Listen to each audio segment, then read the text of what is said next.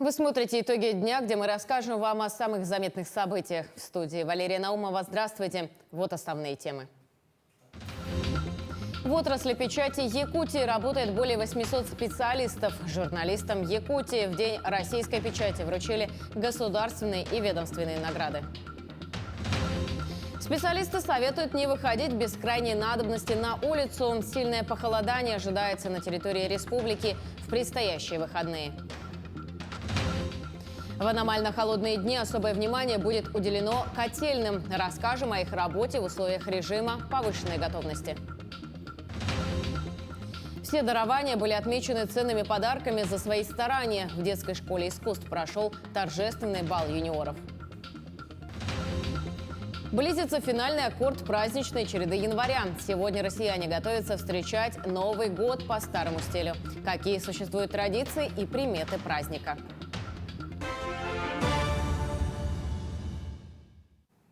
День российской печати отмечается сегодня. От имени руководства республики, журналистов, работников печати, телевидения, радио, интернет-изданий и ветеранов отрасли поздравил глава Якутии Айсан Николаев. Сейчас, когда наша страна проводит специальную военную операцию, важны правда, гражданское мужество и честность журналистов.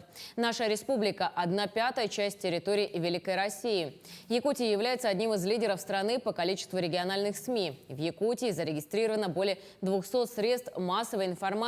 Из них почти четверть создают и распространяют информацию на якутском языке и языках коренных малочисленных народов Севера, говорится в поздравлении главы. В честь профессионального праздника представителям республиканских СМИ, издательского дела и полиграфии вручили государственные и ведомственные награды. Всего в отрасли печати Якутии работает более 800 специалистов. Важность работы журналистов отметил Айсан Николаев. Та информация, которую СМИ несут людям, и есть та отправная точка создания общественного мнения о государственной политике и важных событиях в жизни страны. За прошедший нелегкий год работники СМИ и печати стали активными участниками всех республиканских событий. Во все времена пресса была и остается главным посредником и связующим звеном между гражданами и властью.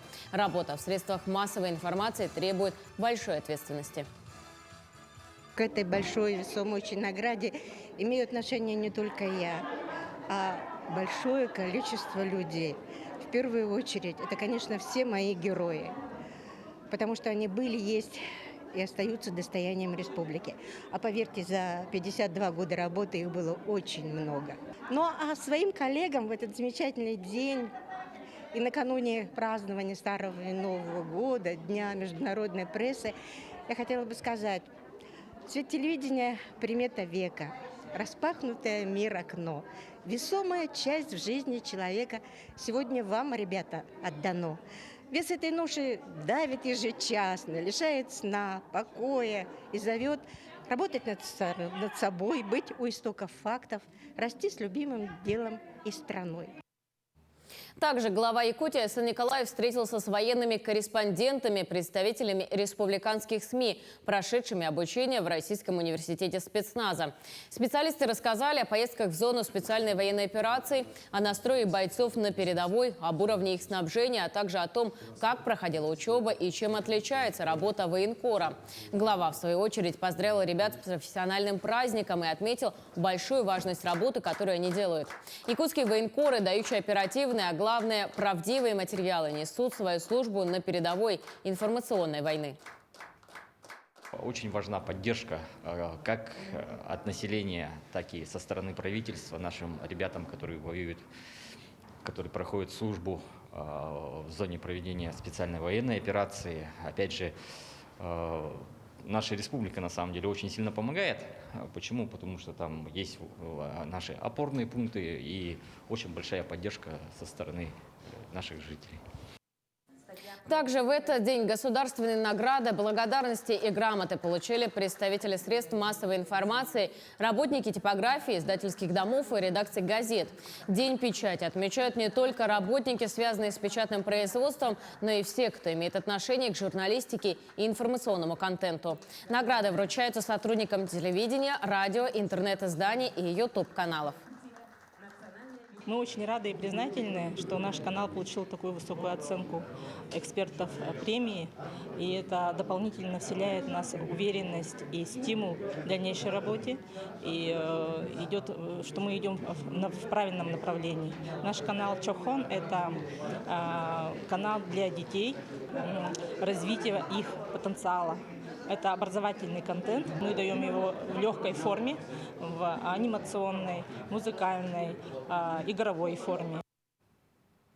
В этот профессиональный праздник принимают поздравления редакторы и журналисты печатных изданий. Издатели, публицисты, корректоры – все, кто в той или иной степени связан с печатью. В праздничный день наши коллеги из Нейрингри побывали в гостях у газеты «Индустрия Севера» и воочию увидели, как печатается газета. Вот уже на протяжении 47 лет издание остается верной своему читателю. Из номера в номер публикует достоверные общественно-политические, социально значимые материалы. Со смаком рассказывает о событиях, интересных людях Нейрингринской земли. Век цифровизации меняется и форма подачи материала. Наши девочки готовят очень интересные новостные зарисовочки, очень интересные видеоматериалы. Все это делается для того, чтобы наши читатели были нами довольны. Современные тенденции, блогерства и социальные сети меняют привычную журналистику. Чтобы преодолеть все вызовы времени, необходимо совершенствоваться и пополнять багаж знаний. Сотрудники индустрийки, так газету ласково называют сами работники, именно такие. Они готовы учиться, разучиваться и переучиваться. Газета «Индустрия Севера» по-прежнему остается очень востребованной среди нейрингринцев. Мы ежегодно проходим переобучение. В данный момент я нахожусь в городе Якутске, где вместе с другими редакторами всех печатных изданий Якутии мы проходим очередной этап переобучения. Печатные издания будут продолжать жить, развиваться, но уже на новых информационных площадках. День печати – это и наш праздник, гордо заявляют сотрудники типографии номер 1.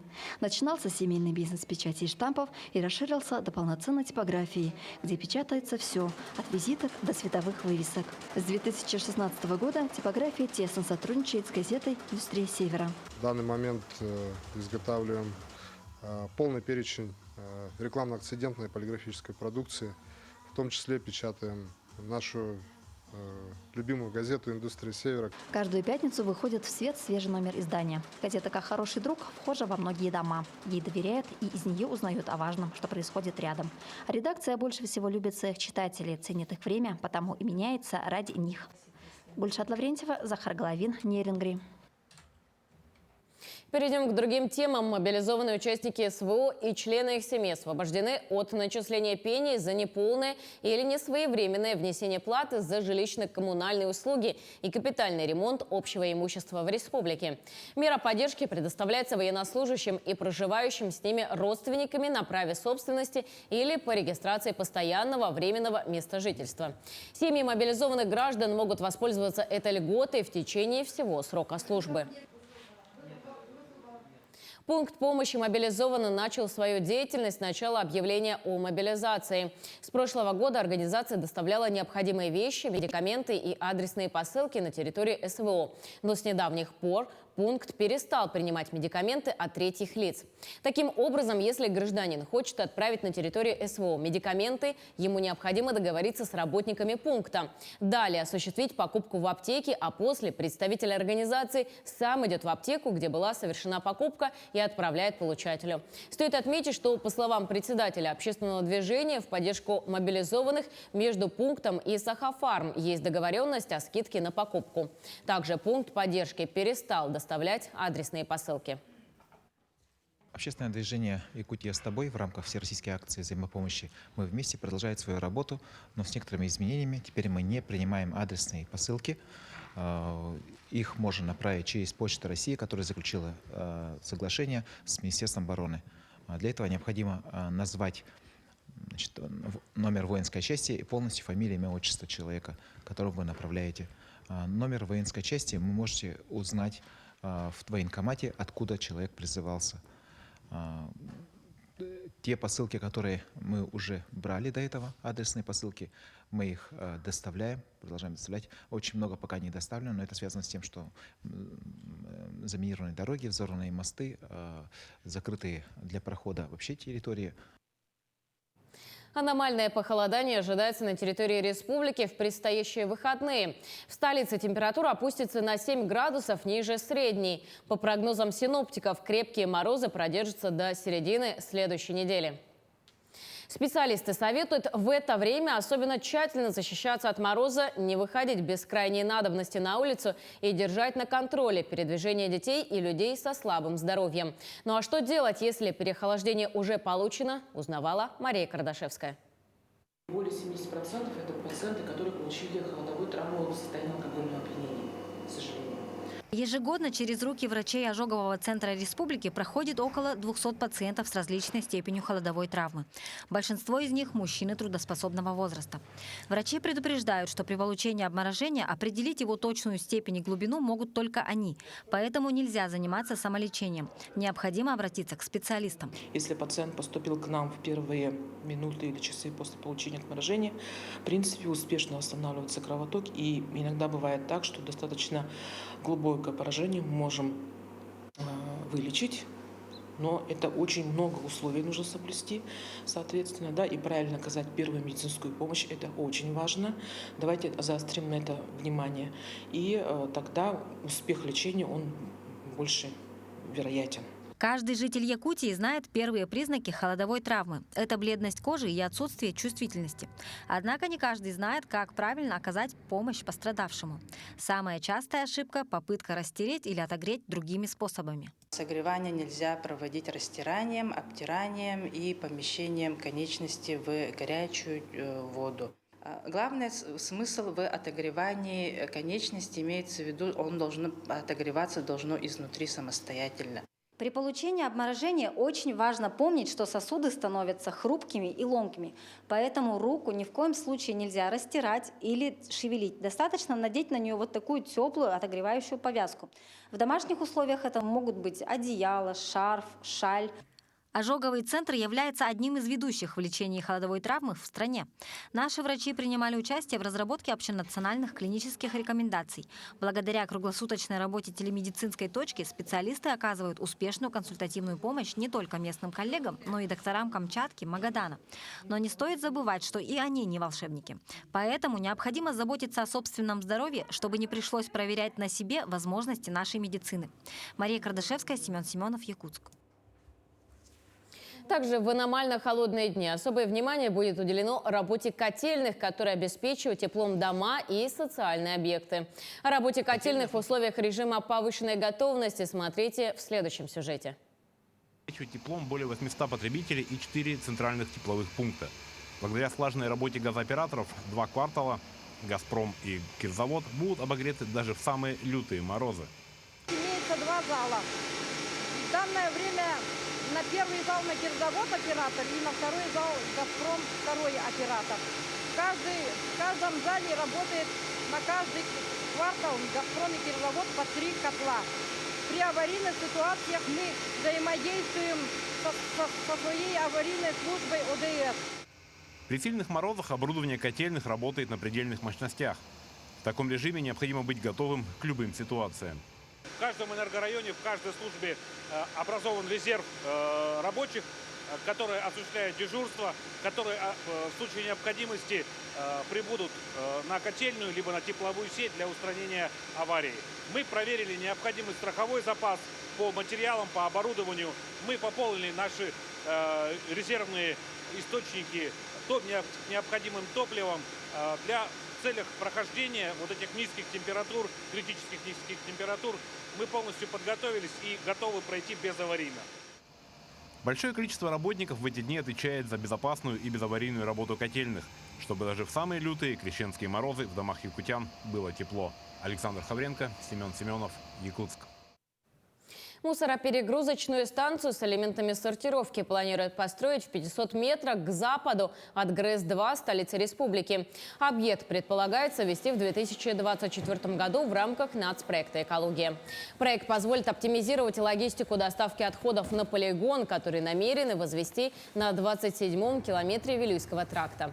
Проектом предполагается автоматизированная сортировка при сочетании с ручной сортировкой ТКО, позволяющей осуществить извлечение максимального максимально возможного количества видов отходов, пригодных для дальнейшей утилизации, реализации и переработки. В целом станция позволит уменьшить количество отходов на полигоне. В этом году в Якутии зоны контроля будут уменьшены еще на 21 миллион гектаров. Предстоящий пожароопасный сезон эти труднодоступные и удаленные территории, где ранее лесные пожары разрешалось не тушить, будут отнесены к охраняемым зонам, сообщил главный лесничий республики Андрей Коноплев. По его словам, финансирование мероприятий по охране лесов от пожаров остается на уровне прошлого года. Однако, в частности, для обслуживания вновь образованных охраняемых зон в 2023 году здесь будут базироваться федеральные силы авиалесохраны. 200 парашютистов-десантников прибудут на территории республики еще до объявления ЧС.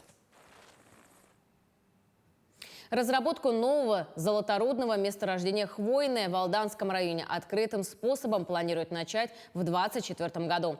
Оно расположено на юго-западе Нижнеякокитского золоторудного поля с южной стороны автодороги А-360 Лена-Невер-Якутской реки Кайла. Главгосэкспертиза России выдала положительное заключение на строительство 3 карьеров и золотоизвлекательной фабрики на площадке нового горно-обогатительного комбината. Горно-обогатительный комбинат «Хвойный» представляет собой комплекс зданий, сооружений и оборудования, предназначенных для добычи, транспортировки руды, а также для извлечения из руды драгоценных металлов, золота и серебра. Когда в дом приходит беда, люди используют все возможное, чтобы ее решить. Особенно, если это касается близкого человека. 1,5 года назад у Елизаветы Перловской обнаружили онкологическое заболевание. Девушку может спасти только особый дорогостоящий вид терапии, который делают за границей.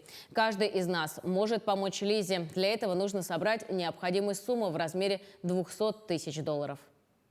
Шпиц по имени Персик не отходит от своей хозяйки ни на шаг, как будто понимая, что сейчас ей нелегко физически и морально. 1,5 года назад в семью пришла беда. У молодой девушки обнаружили лимфому. Лиза училась в Санкт-Петербурге, когда начался кашель, и все думали, что это просто простуда. Там врачи не смогли ничем помочь и отправили пациентку наблюдаться по месту жительства. Сказали, помогли, чем смогли, езжайте в регион, в республику. Вы житель республики Саха, езжайте к себе в республику. У нас больше нечего вам предложить. Все, что у нас было в арсенале, мы вам дали. Ну, к сожалению, не наступило исцеление, лечение. Оно прошло, но оно не оказало должного эффекта, которого ожидали врачи. Лиза прошла 2 линии химиотерапии, каждая по несколько курсов. Принимала противоопухолевые препараты, но это лишь сдерживающая терапия. Единственное, что сейчас может помочь, это так называемая CAR-T-терапия, которая проводится в Америке, Европе и в Китае. Китай близко, но закрыт. Европа рядом, но дорогая. Насколько дорогая? Мы связались с консультантами клиники Шиба в Израиле. Она огласила нам цену, это $200 000. И как бы не предел, потому что будет дальше по состоянию. Может быть, будет даже 250 000, да? Когда они будут проводить эту терапию. Она не проводится 1 день, она ведется 1,5-2 месяца. Это новые технологии, которые требуют времени, работы с кровью. В общем, сложная система. В России ее нет. Терапия CAR-T-клетками – это инновационный метод лечения определенных типов рака крови, при котором собственные лейкоциты пациента генетически программируются на уничтожение раковых клеток. Сейчас все денежные средства в семье идут на лечение. Поддержку семье оказывают бывшие одноклассники и учителя Елизаветы. Но собранной суммы пока недостаточно, чтобы справиться с болезнью. Лиза училась в гимназии с 1 класса. Девочка всегда отличалась жизнерадостностью своей, отличалась тем, что может прийти на помощь. Лиза борец, и в настоящее время ей нужна наша помощь. Лизе 22 года. Она всегда была активной и жизнерадостной. Посещала музыкальную школу, рисовала, занималась фигурным катанием и участвовала во всех общественных и культурных мероприятиях. Лиза любит жизнь. Она мечтает закончить институт и получить профессию. Несмотря на страшный диагноз, она не теряет надежды. Давайте поможем этой хрупкой девушке выжить и исполнить ее мечты. Банковские реквизиты, на которые можно перевести денежные средства, вы видите на своих экранах. Ирина Жданова, Вадим Барашков, Нирингри.